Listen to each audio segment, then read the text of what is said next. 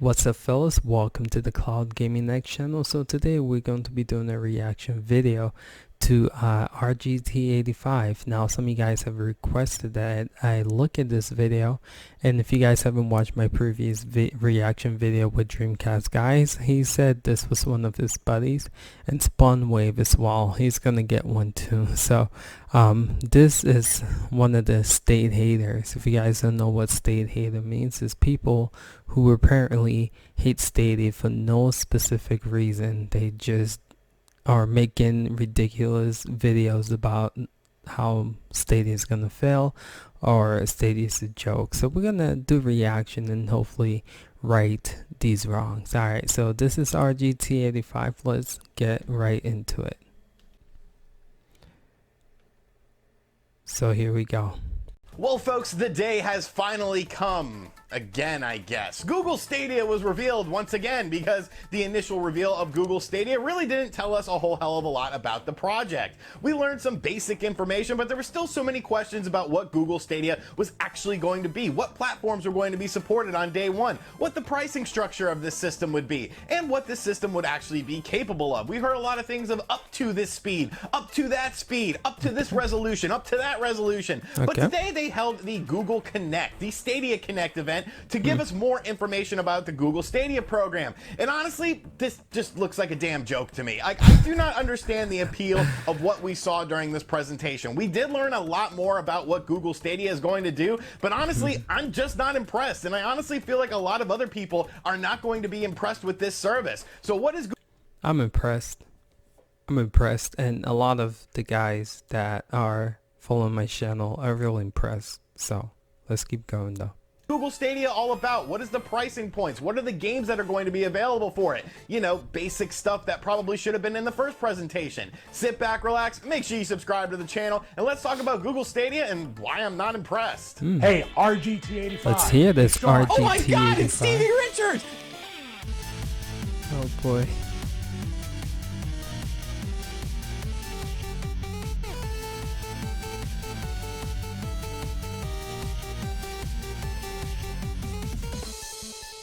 I like the music, not so gonna lie. Today's Stadia Connect event, no, not Xbox Connect, that's spelled with a K, this was spelled with a C, at least they spelled Connect right, pretty much shone the light on Google Stadia, and I was really looking forward to learning about exclusive games for this system, what games were going to be available for it, and what games were going to be available for launching of it. Of course, there was a press release that came out of Canada about an hour or two before the event that sort of outlined some information about it, and I was kind of laughing at this press release because a lot of it just seemed very funny to me. It seemed like there was a lot of questions that needed to be answered during this, especially pricing related things. So Google Stadia is essentially what they said it was going to be, a streaming service for different devices. You could stream to your television, you could stream to your laptop, you could stream to your cell phone. Well, some cell phones. See, that's a big problem right out of the gate with Google Stadia when it launches this fall. Google Stadia, it looks like when it comes to cell phones, will only be supported by Pixel cell phones, which is of course Google's in-house cell phone company. It seems like a lot of Android devices and iPhones are not going to be supported by this system.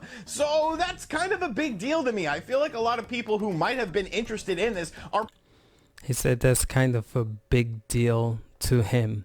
And then he said a lot of people who might be interested. So first of all, let's just be real. You're not interested in Google Stadia. So why is it a big deal to you, right? It's not. Anyway, that's funny to me. Probably wanting to play these games on a phone, not necessarily a tablet, or playing them in the comfort of their own home. Now, if you want to play in the comfort of your own home, you need a Chromecast Plus. You can't just play it on your television. You need the Chromecast Plus in order to get... How do you expect to just play Stadia in your television without another device? Of course, you need something to play Stadia with. The best resolution and the best specs out of this. But then there's other stuff tied into that. You see, not all Stadia players are created equal because there are different tiers when it comes to Stadia, and there's different things that are dependent on your internet. Now, granted, I think the internet speeds honestly aren't that bad. To get up to up to good 4K resolution with there. 60 frames per second. You will need a download speed of about 35 megabytes, which honestly isn't all that bad. And it goes down the list a bit, and you have things from 1080p to 720p. So honestly, that's not all that terrible if you're sitting at home, because a lot of people's home internet connection is pretty decent nowadays. Sure, there are areas, rural areas, that don't have great internet speeds, but of course, if you're sitting at home playing these games, it's not that bad. But the whole point of this, at least to me, is more so about not being able to play on every device that you have, but being able to play anywhere you go. Kind of like the Nintendo Switch. I think that's why a lot of people like the Nintendo. He just said the goal of this is not being able to play on in every device. That is the goal. That is what. And earlier he was just talking about how Google was limited this to the Pixel. Now he's saying that's not the goal for him. You are contradicting yourself, bro. You're contradicting yourself. And yeah, one of the benefits of Stadia is being able to play on any devices. So of course the Pixel is exclusive right now, but Google have said multiple times that they're going to make it accessible to every phone eventually. That's the goal. That's the plan. Anyway, you just contradicted yourself. So let's keep going. Switch. Being able to play a game like Doom sitting on your couch or in your car while someone's driving you around is a nice feature. But all this is dependent on the internet, because one thing they kept stressing was the fact that there's no downloads. You don't download anything. You actually don't download any of the games. They just stream. So unless you have like a hotspot in your car or have a hotspot on you at all times, which of course costs a lot of money. Mobile phones. I use my mobile phone to play my 2K19 on the Switch online. I use my mobile hotspot to play Mortal Kombat 11 on my Switch online. There's something called mobile hotspot. Most companies these days have it for free, and what's the problem? Monthly, you're not really going to be able to play these games at a proper resolution or at a proper speed, I feel. And of course, there's always going to be latency issues, and I feel like that was something that was not fully addressed during this. Everything they shown, from gameplay trailers to games themselves, none of that really talked about the latency issues with this. Now, of course, when Google Stadia was first unveiled at their first presentation, we got a lot of reports coming out that said there were some latency issues with this, and they didn't really do anything to sort of quell those fears about latency issues when it came to Google Stadia. Now, like I said, all Google Stadia players are not created equal, because there are 3 different types of Google Stadia players. So you have at the top of the list the Google Stadia Founders Edition players. For $129, you get first access to everything within it. You get everything you need to play it. You get a Chromecast Ultra in order to play on your television. You get a controller. You get 3 months of Google Stadia Pro, and you get 3 months of Google Stadia Pro for another player, and you get to get your Stadia name first, which seemed like a big deal to them, and that will cost you $129. So that's almost starting to get into the price of a console. You know, you're getting 3 months of this service with an additional 3 months for a friend. You're getting a controller, getting a Chromecast Ultra in order to play this on your television, because you need the Chromecast Ultra in order to play it on your television. And, you know, I guess that's kind of cool that you get to pick your name first, you know, whatever. Obviously, a lot of people are going to be trying this out, at least in some degree, so I guess trying to get your name early on the list is a good thing, but $129, that's kind of an expensive thing. Now, you know what you're saying to yourself, well, what do you mean 3 months of the subscription service? I thought we were just going to download these games and pay for these games. Well, no, you're not. If you want the best place to play Google Stadia games, if you want the best specs, you want the best speeds, you want the best resolution, you want the best frame rates, that's gonna cost you $10 a month. So $10 a month on top of having to actually purchase these games in order to play the Stadia games in your browser. So it's not free. It's not free. And that, man, that really makes this a very, very hard sell. Unless the games... Oh my goodness, here comes another one of these guys expecting Stadia to be free. Guys, I seriously don't know. Stadia is not free. Again, I'm getting sick of making this argument, but watch my previous videos, you'll see what I'm talking. Steam is not free. You pay for games in Steam, right? eShop is not free. You pay for those games. You pay full price for those games, alright? A service like Netflix, being able to stream games, is not free. You pay $7.99 to be able to stream movies on Netflix. So it's a combination of both. You paying a monthly service and then you have to purchase a game. What is the big deal? What is the big deal? This is like mind-blowing to me. Themselves are absolutely awesome. Maybe they have some really big exclusive games. In order to get the best resolutions and the best out of Google Stadia, you need to pay this $10 a month subscription fee. They also did mention very briefly that there was a Stadia base. They did not say what Stadia base players would be playing at though, what sort of resolutions, what sort of frame rates, and is there any sort of priority with these players? Because you have to remember, think of it like a cell phone thing. There's companies that are owned by bigger companies, something like T-Mobile, and if you go over a certain data limit, your T-Mobile stuff will go slower in order for the prioritized people in order to have their service be running better than yours. So is there going to be something like that with Stadia base players where the Stadia Pro players are prioritized over the Stadia base players? Of course, this was not explained. Why this is the second person that's saying this, but why will Google do that? Okay, let me explain why the base model exists. Google does not care about charging people $99. Google is a big corporation, big company. They make a lot of money through other services, through advertising, through a lot of other things. $9.99 a month, I don't think is what Google like. Google is happy to wake up in the morning to, you know, be like, oh, we made nine. That's Google operates on free. Most of the services is free. Look at Gmail is free. Look at Google Drive is free. Look at Google Photos, it's free, right? They are more interested in gathering information and gathering data and stuff. So having a base platform, Google is not going to prioritize. It just makes no sense. Google is not going to prioritize the people who play. Yeah, if you're paying $10 a month, you get free games and you get to, you know, stream games at 4K. But as far as like, you know, prioritizing latency and speed, connection speed, I highly doubt that the base model people have to worry about that. Knowing how Google operates, that's everything. Most of Google services and apps are free.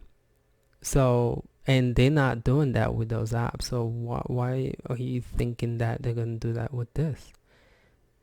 Okay, keep moving. Oh no. Where was I? Cell phone thing. There's companies that are owned by bigger companies, something like T-Mobile. And if you go over a certain data limit, your T-Mobile stuff will go slower in order for the prioritized people in order to have their service be running better than yours. So is there going to be something like that with Stadia base players where the Stadia Pro players are prioritized over the Stadia base players? Of course, this was not explained. Not a whole lot of things were explained as far as the tech side of stuff. That I guess they were sort of just relying on the past information for that. But I think it's a very valid question that nobody is really asking with this. But really, none of this matters if the games are great and what the games are going to be priced at and what games are going to be available at launch for this system. And we saw some games, and guess what? They're all multi-plats. And a lot of these games are actually older games. And a lot of these games are games that have been available on consoles for quite a while. One of the big games was Destiny 2. That's right, folks, Destiny 2. You can play Destiny 2 on Google Stadia. Yay, like, can't you play that? All right, so name a console that released, all right, with a game included with it, right? The PS4, when it released, did not have a game included with it, right? The Xbox One, when it released, did not have a game included with it, right? Yeah, you probably can go to the PSN store and download the demo, right? Or they probably had Warframe free to play, right? The Switch just released. It didn't have a game released with it. It would have been dope if they bundled Breath of the Wild with the Switch, but no. Companies do not launch system with games, and Google Stadia is actually giving you a free game with the Founders Pack. So yeah, Destiny might be an old game, but hey, it's a free game, so appreciate it. On your PC? Can't you play that on your PlayStation 4, your Xbox One? Is there really an incentive to repurchase this game again if you don't already own this game? And then of course they showed off other games like Baldur's Gate 3, which had a cinematic trailer. Obviously this was the big confirmation of Baldur's Gate 3, but that's a multi-platform game. Like, yeah, that's cool. Baldur's Gate 3 is probably going to be a fantastic game, but it's a multi-platform game, and so is The Division 2. But I'm sure they're going to show us some big bangers, some exclusive games for the Google Stadia, right? They didn't. Every single game they showed for Google Stadia, aside from maybe one, which has a 2020 release date, which is a top-down sort of action puzzle game that looks like something that would sell on the Nintendo Switch for $10. From what I recall, Guild, that scary-looking game, it should be exclusive, right? Yeah, it's not made by Google Stadia's first-party studio, but it should be an exclusive title. Correct me if I'm wrong. On the eShop is just a game that's already available on current consoles or on PC. Here's some of the games that they showed off. So they showed off a sizzle reel that had games like Doom Eternal, Mortal Kombat 11, Rage 2, Trials, that Power Rangers fighting game for the Nintendo Switch that I really liked. They showed some horrible soccer game as well. They also did a highlight on a few games aside from Baldur's Gate 3. You got Ghost Recon Breakpoint. You got a game called Guilt that I actually think looks kind of interesting. That top-down game was called Get Packed, and that has a 2020 release date, even though I thought they were only showing launch games for this, and The Division 2. Oh no, commercial. What? Sorry guys. That's crazy. I'm in the forward. No. Alright. So games that are already available on current consoles, games that are already available on current PC will be able to be played on Google Stadia. And how much will these games cost? How much is something like The Division 2 going to cost you on Google Stadia? We don't know. They didn't say a single price. Actually, we do know now, and it's gonna cost full price. And I guarantee you, if you would have known that in this video, that would have been another complaint of yours. But let's keep moving. Point for any of these games that are going to be available on Google Stadia. But what's more so is they showed 0 exclusives for the Google Stadia. So you're expecting people to give you $10 a month to have the best potential resolutions on this, or maybe even more. Maybe do the $129 thing so they can get the Chromecast Ultra and they can get your controller. The controller does sell separately for $69.99, but supposedly you don't need this controller. But I think if you're going to play on a tablet, if you're going to play a game like The Division 2, you probably want a controller, because I don't really see how the hell you're going to be able to play this game if it's not customized for something like a touch screen, which a lot of these mobile games are doing. So you're trying to charge people at $10 a month to where they still have to buy the game, to where the game is still reliant on having a solid internet connection in order to get the potential best things in the world. And if you really want the best resolutions, you have to get the Google Stadia Pro, which is $10 a month, or you can play it on the base, but then your resolutions are going to be less. Like, there's just, why? Why is this so difficult? Why is this so confusing? Why are there so many caveats? Why are there different subscription tiers when the system hasn't even launched yet and you're launching with no exclusive games? This just sounds like an absolute joke to me. I see really no appeal to this. If you want to play a game like The Division 2, if you want to play a game like Destiny 2, you're probably not going to want to play it on a cell phone. You're not going to want to play it on your tablet. You're going to want to play it on your television or on... Wasn't he just complaining that he was upset because Stadia was limited to just a Pixel phone? So why are you making the argument about you want okay on your monitor with a mouse and keyboard or with your controller? And I would. I'm the beauty about Stadia is just being able to play on multiple devices. So yes, I would want to play on all those devices actually. The comfort of your own home, in your gaming chair or on your couch. If you're talking about smaller indie games, you're probably going to want to play those games on a dedicated console because you can actually download the game. You can own the game. I'm not reliant on playing this game with an internet connection. Not everyone has a constant internet connection. If you're going somewhere, you probably don't have an internet connection. If you're on public transportation, you probably have a shitty... Is that stopping Fortnite and League of Legends from being successful, right? Fortnite is one of the most successful games, and in order to play Fortnite, you need internet access. That's not stopping Fortnite from exploding and being one of the most popular games, right? Even though I hate that game with a passion. But yeah, most online games require internet connection for you to be able to play them. So, like, just being real. Internet connection that's going to be nowhere near the ability to be able to play these games. Google Stadia, to me, is a joke. It's a joke. They've done 2 presentations now. They've shown no exclusive games. The pricing just seems a bit archaic, and you don't know how much these games are going to cost. Imagine if The Division 2 comes out and they're like $60.